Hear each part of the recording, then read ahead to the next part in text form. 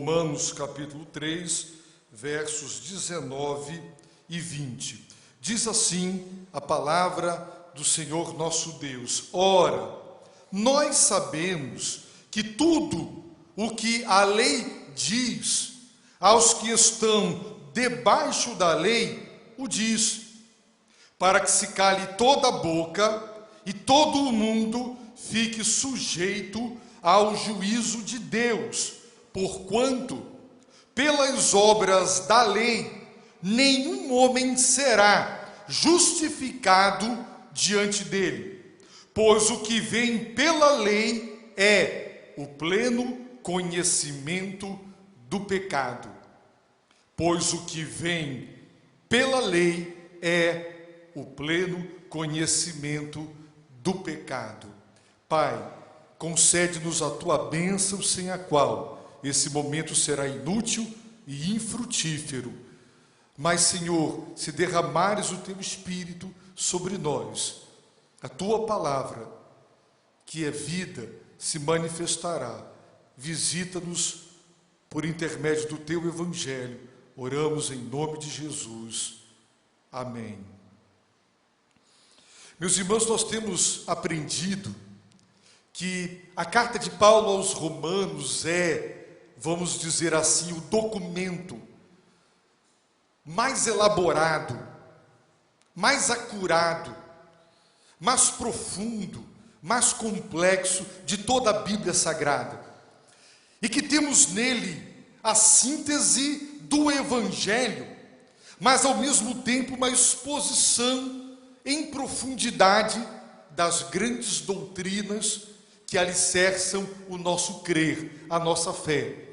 É por isso que a carta de Paulo aos Romanos já tem sido usada por Deus para promover a reforma, para promover salvação e para trazer as igrejas e denominações de volta ao trilho da sã doutrina.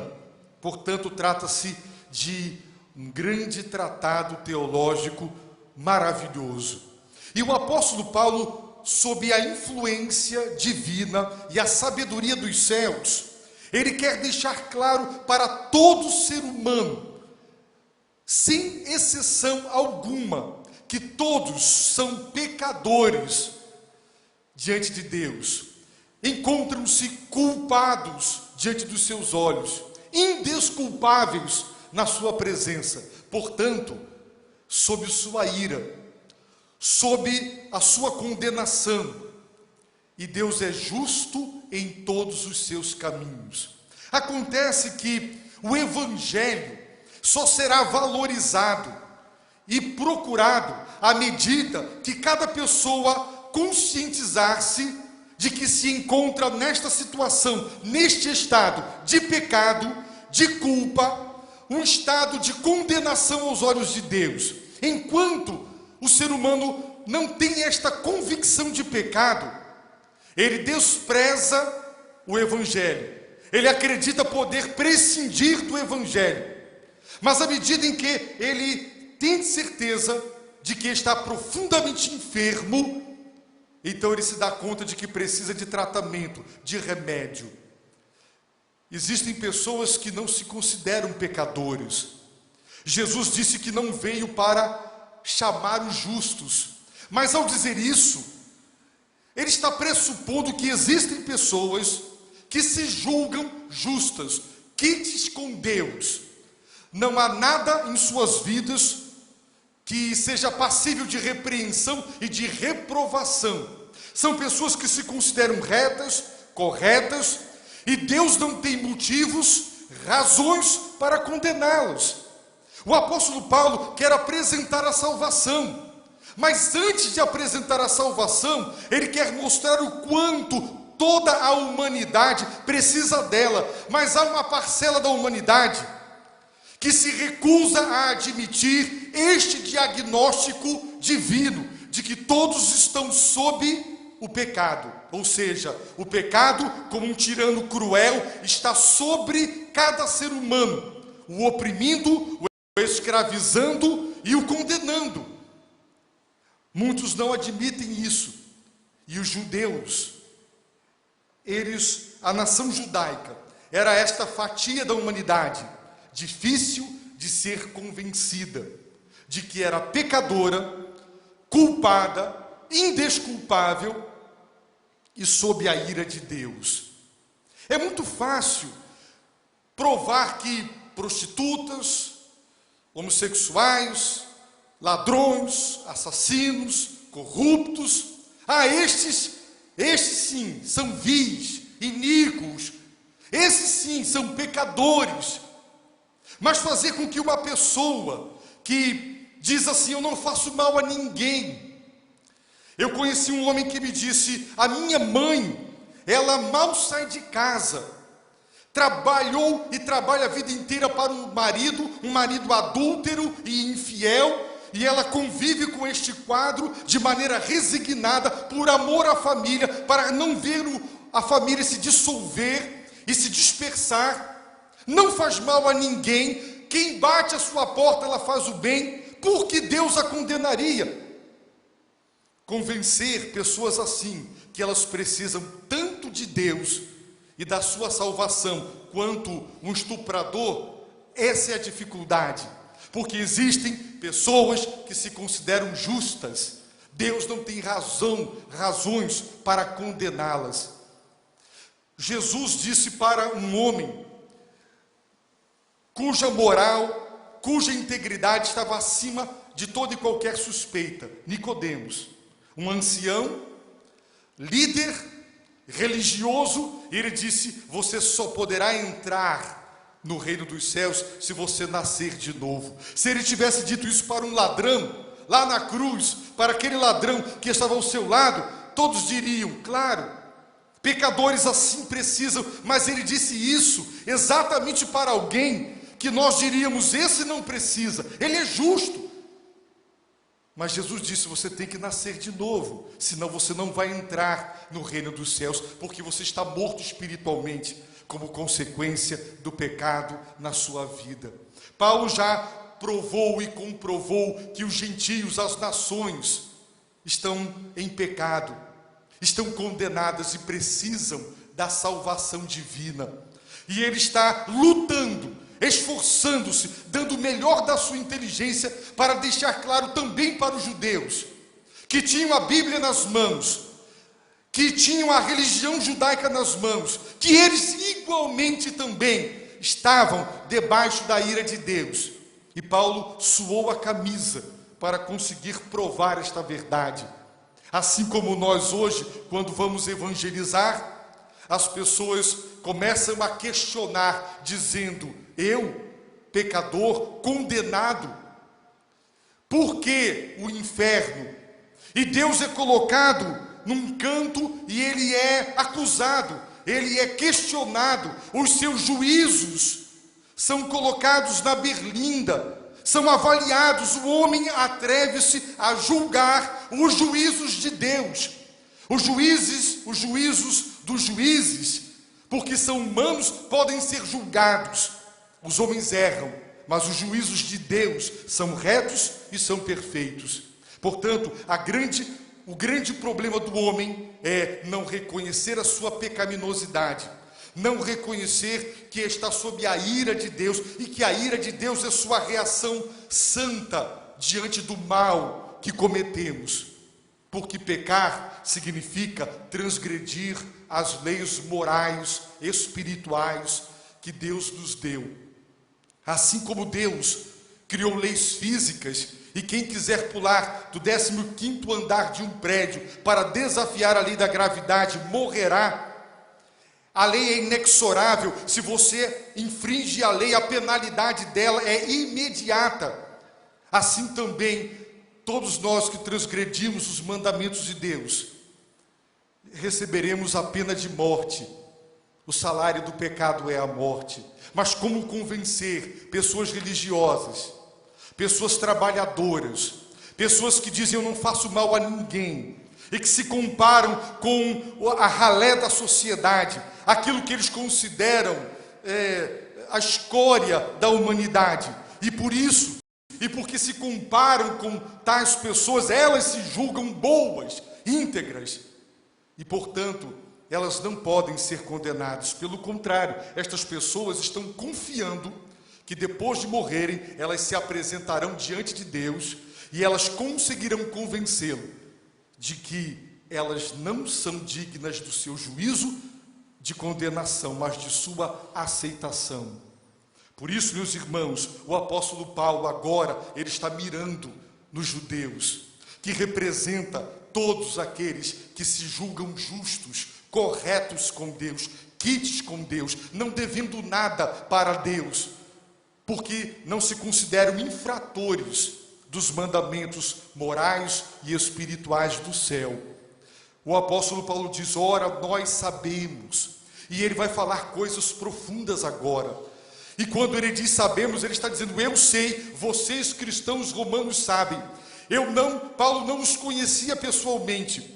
A igreja de Roma não havia sido fundada por nenhum apóstolo, mas era uma igreja bem doutrinada. Hoje nós vivemos com a superficialidade.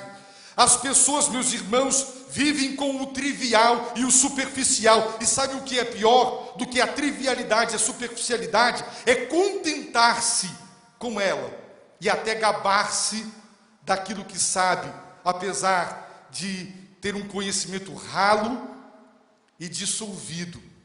Mas Paulo diz: sabemos, pressupondo que e afirmando que o conteúdo que ele vai expor agora era do conhecimento dos cristãos de Roma. Isso prova, meus irmãos, que as igrejas neotestamentárias, produto do ministério apostólico, eram igrejas que eram inseridas na doutrina, eram igrejas conhecedoras das verdades de Deus. E é por isso que hoje a pregação não pode deixar de ser doutrinária, para ensinar de maneira tal que Paulo, se para nós escrevesse, disséssemos: sabemos, eu sei, vocês também sabem.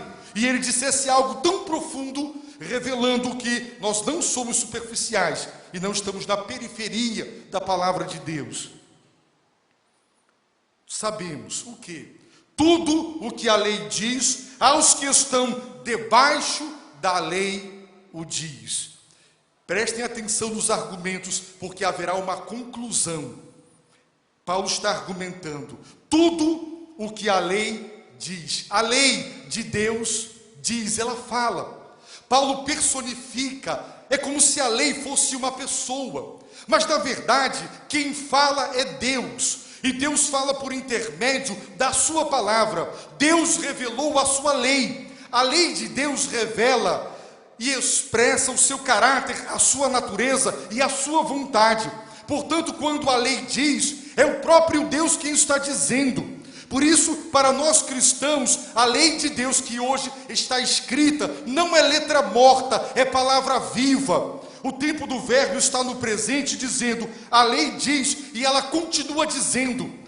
Ela já disse para os seus destinatários originais, e ela não para de dizer, porque é Deus quem fala por intermédio da sua palavra. A lei diz porque Deus fala por ela, portanto o próprio Deus diz. E o sentido desta palavra, dizer, deste verbo, indica o conteúdo daquilo que está sendo dito, daquilo que está sendo revelado. E o texto diz: tudo. Prestem atenção, o que a lei diz, tudo. Existe um princípio bíblico que deve ser aplicado a todas as coisas, mas este princípio não pode ser aplicado à própria Bíblia Sagrada, para examinar tudo e reter o que é bom. Porque tudo o que Deus diz, através da sua lei ou da sua palavra, porque lei aqui está se referindo a totalidade da revelação divina no Antigo Testamento e do Antigo Testamento, tudo, e não apenas uma parte, tudo. Logo, não podemos peneirar, não podemos selecionar as coisas que encontram-se na palavra de Deus e somente ficar com aquelas que nós julgamos as coerentes e as convenientes e aquelas que tem alguma coisa a ver com a nossa época e com a cultura vigente. Tudo o que Deus disse, tudo, e não apenas uma parte delas. Por isso, vamos parar de fazer pescaria com a Bíblia, para pescar as coisas da palavra de Deus, que nós julgamos suaves palatáveis, digeríveis para nós, e aquelas outras, fingimos que elas não existem. Tudo o que a lei diz, a quem diz? Aos que estão debaixo da lei o diz. Quem é que estava debaixo da lei? Os judeus. Esta expressão debaixo da lei, a melhor tradução seria dentro da lei ou na lei. O que o apóstolo Paulo quer dizer é que a lei de Deus era a esfera ou o âmbito onde a lei de Deus era aplicada, e era nesta lei, dentro dela, que o povo judeu vivia. Assim como a nossa Constituição e os nossos códigos legais, eles estão vigentes e são aplicáveis dentro do território brasileiro. Então, na esfera, no âmbito da nação brasileira, estas leis, elas são válidas, legais e aplicáveis. Não servem para os argentinos, para os paraguaios, para os bolivianos. Assim, Paulo está dizendo que tudo quanto Deus disse tinha um endereço certo, tinha destinatário certo, eram os judeus. O apóstolo já deixou claro que Deus escreveu 2 vezes a sua lei. Ele já deixou claro que não existem 2 leis de Deus, apenas uma, mas ele a escreveu 2 vezes em 2 lugares diferentes. Quando nos criou a sua imagem e semelhança, criando-nos como ele, seres morais e éticos, ele gravou em nossa natureza os seus padrões morais, a sua lei. É por essa razão que nações que nunca conheceram a Bíblia Sagrada, eles têm códigos legais, eles conhecem o direito e têm elevados conceitos de justiça, produto da moralidade da natureza humana. Mas Deus não escreveu só no coração do homem a sua lei, ele também escreveu em tábuas de pedra a revelação especial. E esta palavra de Deus especial, dada verbalmente e registrada nas escrituras do Velho Testamento, elas foram dadas por Deus aos judeus, e somente para eles. No Salmo 147 está escrito que Deus não revelou a sua palavra a nenhuma outra nação, somente a nação judaica. Eles receberam os oráculos de Deus. Dentre todas as vantagens e prerrogativas de Deus para a nação judaica, a que sobrepujava todas as demais era a posse dos oráculos, das palavras reveladas de natureza divina, que Deus confiou sob a responsabilidade do povo judeu, para que eles conhecessem, amassem, obedecessem e divulgassem por todo o mundo, protegendo-o de distorções e corrupções.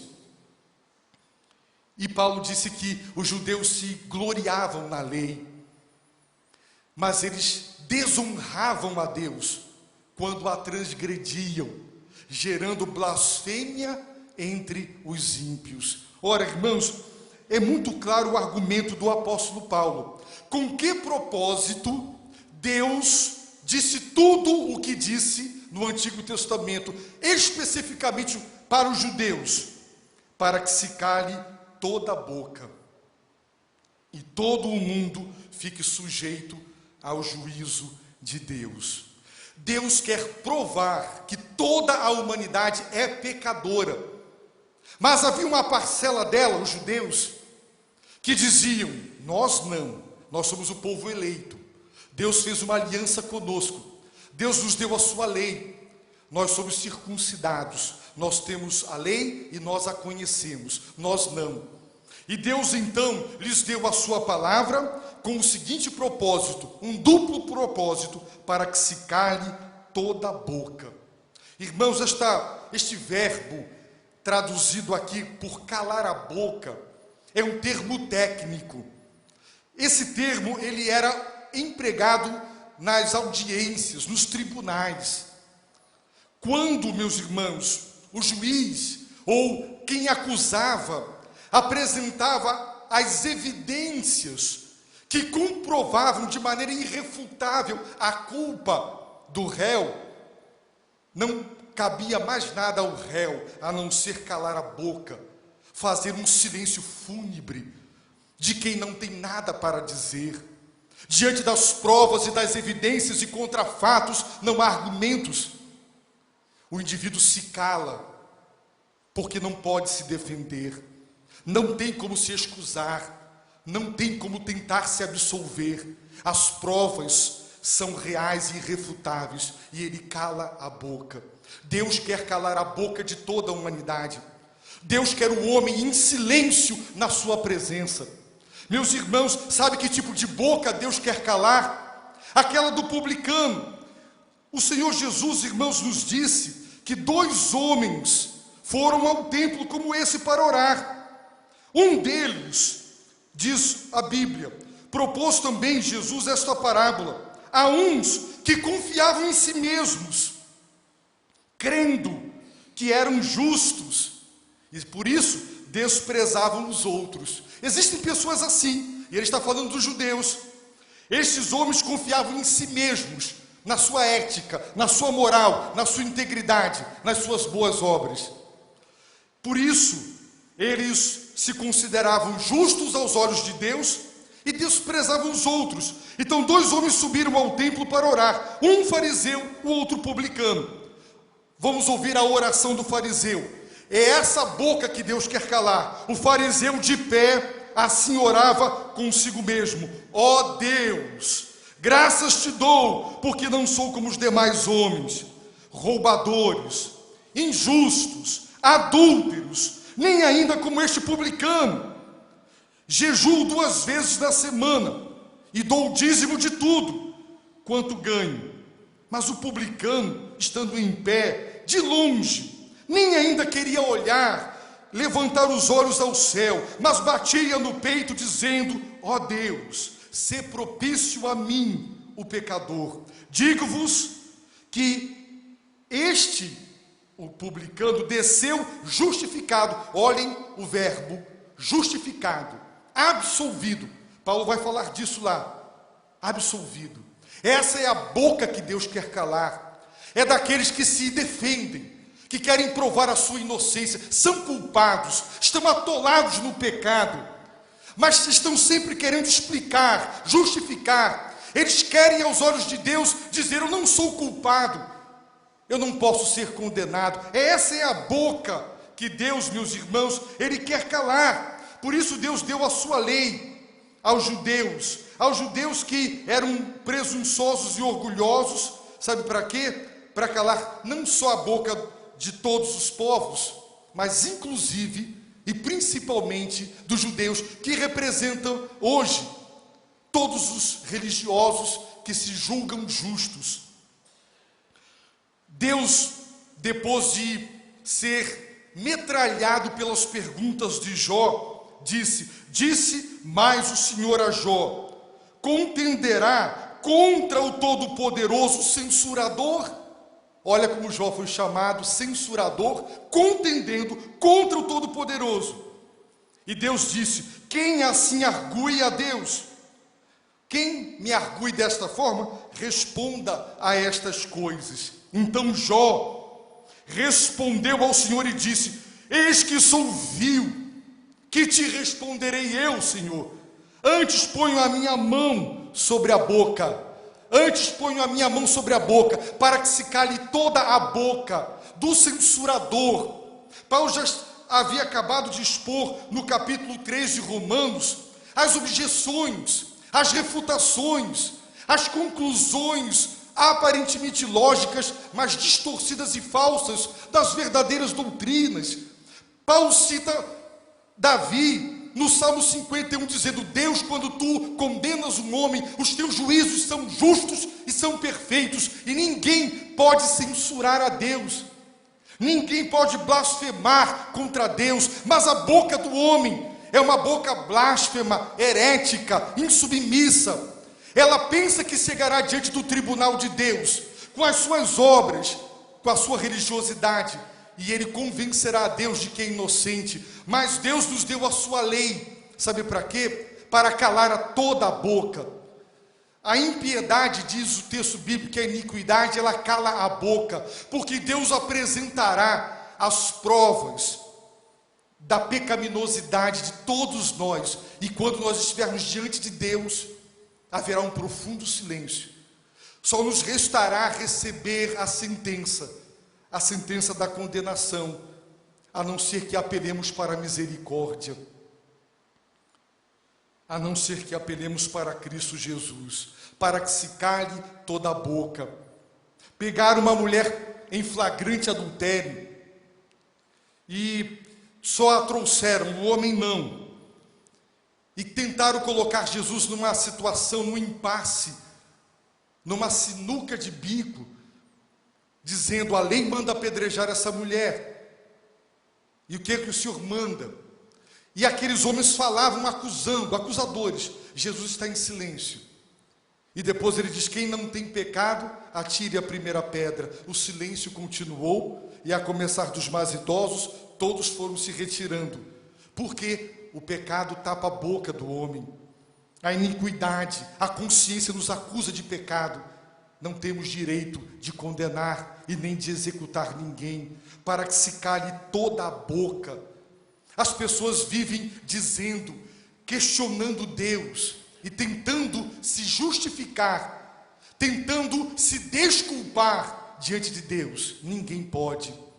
E há um segundo propósito, porque Deus deu aos judeus a sua lei, para que todo o mundo fique sujeito ao juízo de Deus. Todo o mundo, todo o universo, toda a humanidade. Agora Paulo vai universalizar, dizendo: estão todos debaixo da ira de Deus, todos estão sujeitos ao seu juízo, são indesculpáveis, são culpáveis, não podem, diante do juízo divino, inocentar-se, não podem. Agora vem a explicação. O verso 20 é a explicação de tudo que ele disse no verso 19: porquanto, pelas obras da lei, nenhum homem será justificado diante dele. Essa é a razão porque Deus, ao dar a sua lei, tapa a boca de todo ser humano e submete toda a humanidade ao seu juízo, porque através das obras da lei, nenhum homem, não há exceção, será justificado diante dele. Nós vamos aprender, a partir do versículo 21, a doutrina da justificação. Nós aprenderemos com bastante cuidado e com bastante atenção que justificar é um ato divino, é um ato de um juiz, e justificar é o oposto de condenar. Portanto, é declarar que o réu é inocente. Ali tem um homem acusado de ter quebrado as leis, e depois de toda a acusação ele é julgado, e o juízo é um juízo de absolvição. Declara-se a inocência dele, ele não é culpado do que o acusam. Observem que o justificar inclui o perdão, mas vai além do perdão, porque o perdão pressupõe que eu errei. Mas se você não errou, não é perdão do juiz que você quer ouvir. Se você errou, você gostaria de ouvir o juiz dizendo: você está perdoado. Mas quem não errou, quem não infringiu a lei, quem não errou, quem não quebrou a lei, quer ouvir a seguinte sentença: inocente. Não quebrou a lei, não fez nada de errado, está quite com a lei, não é passível de condenação, é inocente, está absolvido, posto em liberdade. Justificar é o ato da graça de Deus, que declara que pecadores vis como nós são inocentes, não têm culpa.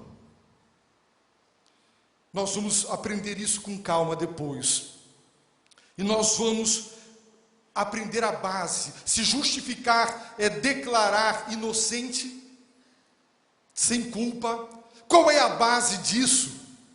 Qual é o fundamento da absolvição e de uma declaração de inocência? É a justiça de Cristo. O sangue de Cristo é a base. Se o juiz disser que um homem culpado é inocente, ele é injusto. Mas Deus, em sua santa sabedoria, encontrou um modo, um método, um meio justo de justificar o injusto. Uma justificação justificada. Deus inocenta o culpado e absolve o pecador, sem ferir a sua natureza santa e sem transgredir a sua própria justiça. pura sabedoria divina, porque a base é o mérito da perfeita e plena obediência de Cristo à lei de Deus, e também o fato de que ele cumpriu o que a lei exigia. Deus não deixou o pecado impune, e essa justiça de Cristo nos é concedida, nos é imputada. Deus nos atribui como dom, Deus nos dá a inocência e a retidão de Cristo, e com base nela, na inocência e na retidão de Cristo, ele nos declara inocentes, porque o seu filho foi culpado. Para dizer que somos inocentes, ele teve que condenar Jesus à morte. Para poder nos absolver, Jesus foi condenado. Então a base da nossa justificação é a obra da pessoa bendita e gloriosa do Filho de Deus. Nós vamos, meus irmãos, aprender que o meio através do qual Deus nos justifica, nos declara inocentes e sem culpa, portanto absolvidos, é a fé. Observem que a justificação é pela fé somente, é através da fé, na pessoa de Jesus e na graça de Deus, que nós recebemos essa justiça de Cristo, e por intermédio dela, o perdão e a absolvição divina. E aprenderemos também que o propósito de nossa justificação é não mais esperar ansiosamente o dia do juízo final, para então ouvir a declaração final do juiz, porque Deus já antecipa o seu veredito. E para aquele que crê na justiça de seu Filho, ele diz agora: você, quando chegar o dia do juízo final, ouvirá de mim, você é perdoado, você está absolvido.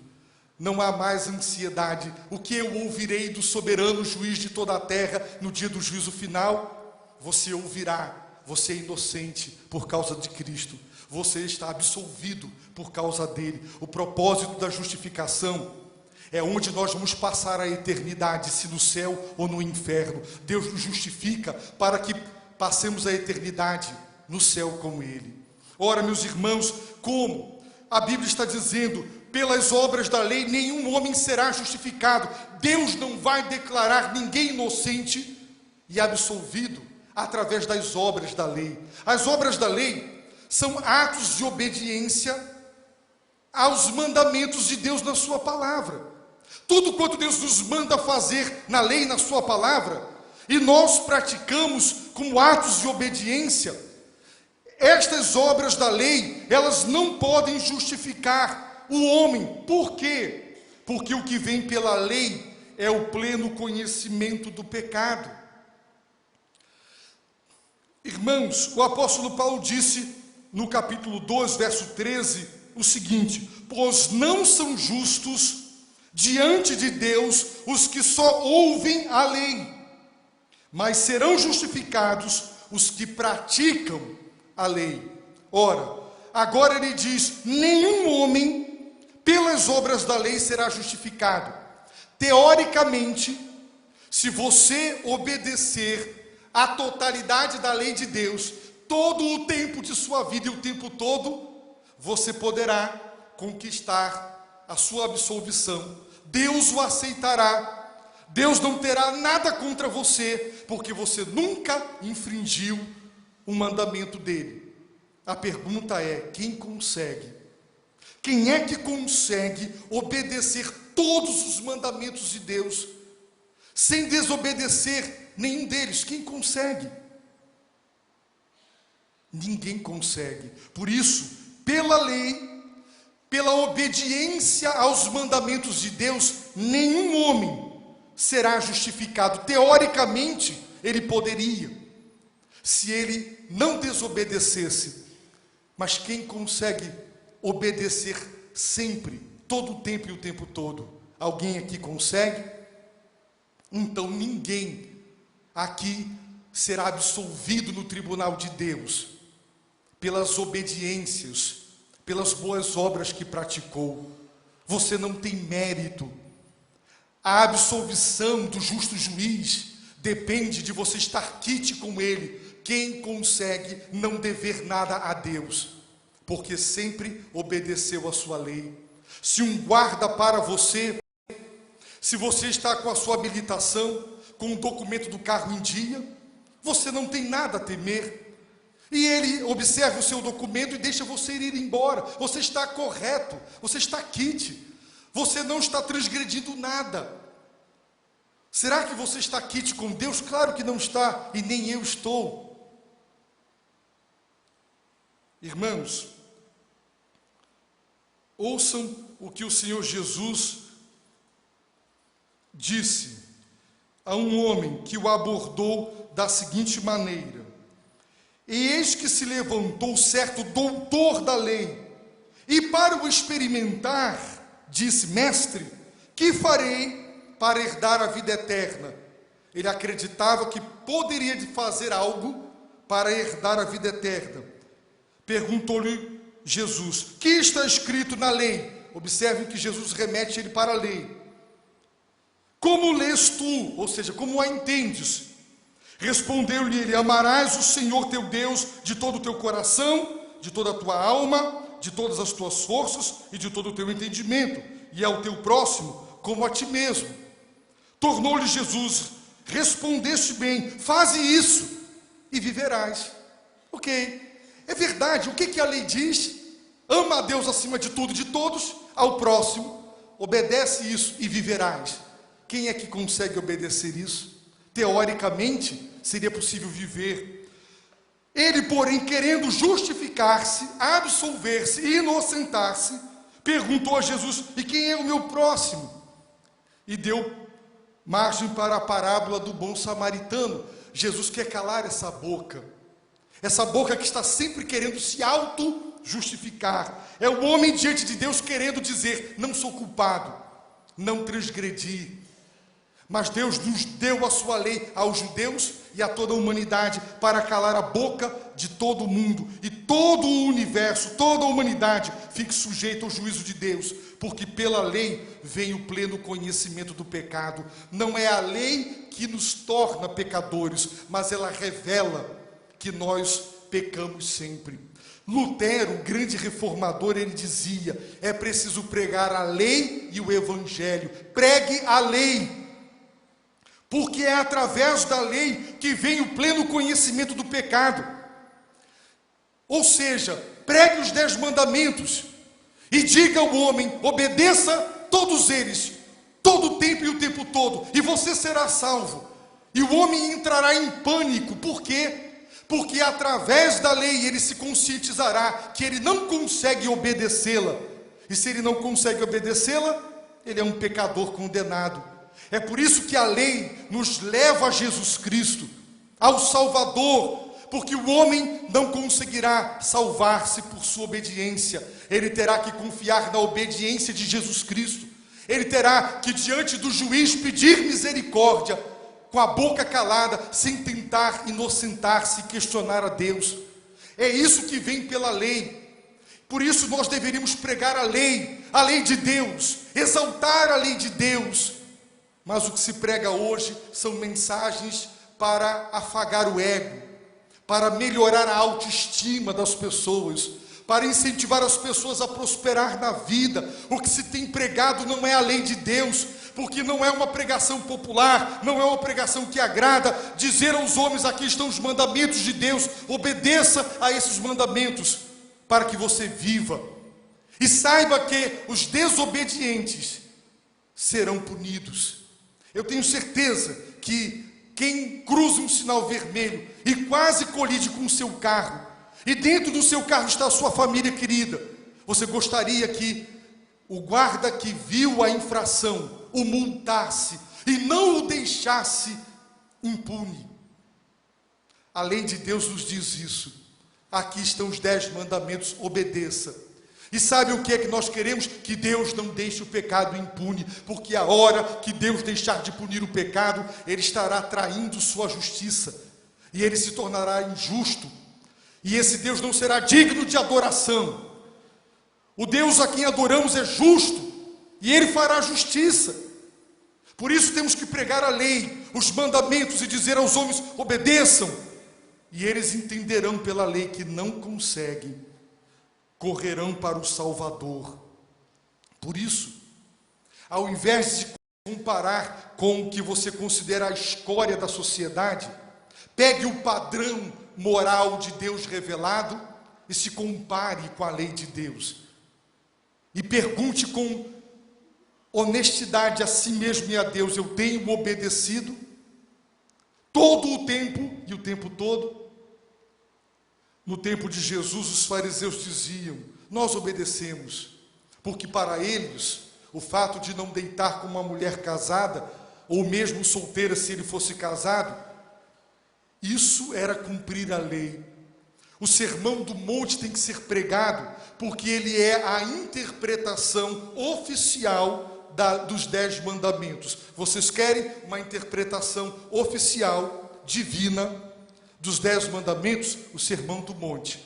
E Jesus deixou claro que a cobiça é adultério, o ódio é matar. Quando ele mostrou o que verdadeiramente a lei de Deus é, vem a pergunta: quem não é pecador? Temos que pregar a lei de Deus, para que o pleno conhecimento do pecado tome conta do coração do homem, e em seguida dizer a ele: em Cristo você será justificado, porque ele obedeceu por você, morreu por você. Então, se há alguém aqui nesta noite que se julga justo, alguém que não pode ser condenado por Deus, porque não faz mal a ninguém, porque é trabalhador, porque é homem de família, não se compare com o que há de pior, compare-se com o padrão moral de perfeição divina e pergunte: você obedece?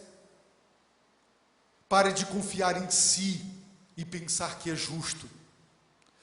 Você não conseguirá se absolver diante de Deus. Só Deus poderá justificá-lo, absolvê-lo. E Ele o fará pela fé nos méritos de Jesus Cristo.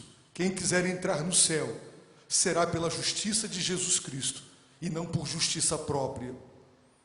Por isso, o apóstolo Paulo, então, conclui a primeira sessão da sua carta. Ele defendeu a seguinte tese: toda a humanidade está debaixo do pecado, portanto, estão condenados por Deus. Agora, a partir do verso 21, ele vai apresentar a salvação. Nós vamos estudar do verso 21 ao 31 a doutrina da justificação, da propiciação, da redenção. São doutrinas cardinais. Se você não entender isso, você não entendeu nada do cristianismo. Eu termino dizendo que Lutero, e ele estava absolutamente certo, deixou claro que a igreja fica de pé ou a igreja cai, se ela entende ou não entende a doutrina bíblica da justificação pela graça por meio da fé. Se não entendermos isso, seremos como os demais que acreditarão que a salvação é pelas obras, quando a salvação é pelos méritos e pela justiça de Cristo. Se você ainda não correu para os pés da cruz, para ser banhado pelo sangue do Cordeiro, se você ainda não correu para o Filho de Deus Jesus, dizendo: Senhor, o Senhor é o meu Salvador, me salva, você terá sua boca tapada no dia do juízo final. Se você já fez um dossiê, se você já preparou uma tese de 1000 páginas, que você vai tentar comprovar diante de Deus, no dia do juízo final, que Ele não pode lhe culpar, Ele vai lhe apresentar seus pensamentos, aqueles que ninguém viram, você sabe, você os pensou, e Deus lhe apresentará todas as evidências, e você só terá uma coisa a fazer: calar a boca e ficar em silêncio e esperar que Deus execute a sua justiça. Toda a boca será silenciada diante de Deus. Se você ainda quer se defender diante de Deus, peça a Deus perdão agora. Clame por Jesus Cristo, Filho de Deus. Abaixe a sua cabeça, feche os seus olhos, ore. Suplique a misericórdia dos céus.